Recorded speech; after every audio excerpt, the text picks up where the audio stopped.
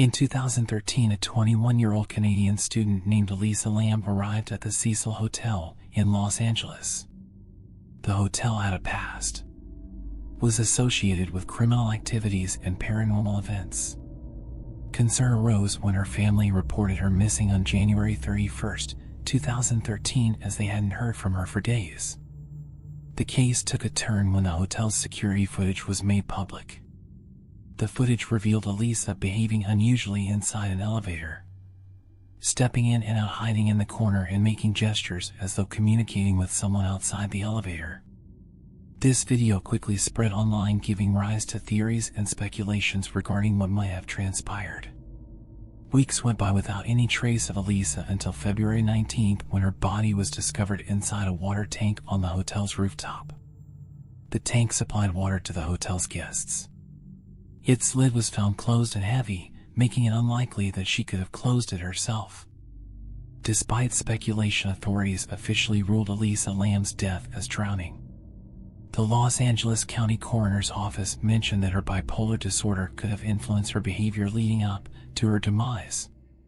She might have opened the lid of the water tank before she went missing. It's likely that she got inside but couldn't find a way.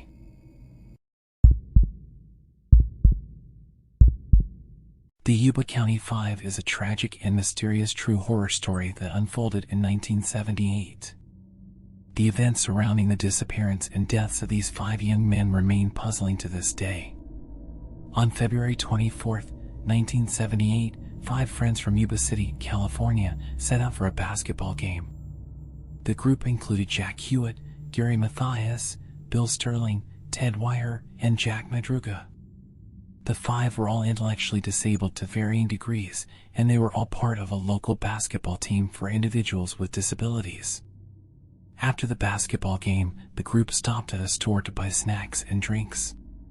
They were seen on surveillance cameras. However, on their way back home, something went horribly wrong. They never returned, and their families became frantic with worry. Months later, in June 1978, the remains of 4 of the men were found in a remote cabin in the Plumas National Forest, about 20 miles from where they were last seen. The cabin had enough supplies to sustain them for a long period of time, but the men had died of exposure. Oddly, their bodies were emaciated, even though there was plenty of food available. The cause of their deaths and why they hadn't used the supplies to survive remained a mystery. To make the story even more puzzling, the 5th man, Gary Mathias, was never found. His remains were discovered over a year later, several miles from the cabin, deep in the forest. It seemed as though he had wandered alone in the woods for an extended period before succumbing to the elements. The Yuba County Five case remains one of the most baffling and unsettling mysteries in the realm of true crime. The tragic fate of these young men, their disabilities, and the eerie circumstances of their deaths continue to captivate and disturb those who delve into their story.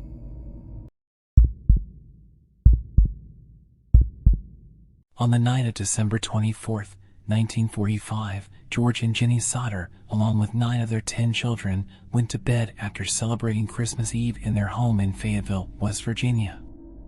The family had a peaceful evening, but tragedy struck in the early hours of the morning. Around 1:30 a.m. on Christmas Day, a fire broke out in the Sodder family home. The parents and some of the children managed to escape the flames, but 5 of the children were believed to have perished in the fire. The cause of the fire was initially attributed to faulty wiring.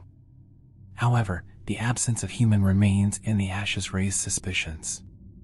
Firefighters and family members could not find any trace of bones or other remains, despite the intense heat of the fire. George Sodder became convinced that his children had not died in the fire and that something more sinister had occurred. Despite their efforts, the Sodders were unable to locate their missing children or uncover the truth behind their disappearance. They hired private investigators, consulted experts, and even conducted their own excavation of the property in search of remains. The case gained widespread attention and became a subject of debate and speculation. Various theories emerged, including abduction, accidental death, and even intentional disappearance. The Sodder family's quest for answers continued for years, but they were never able to find closure.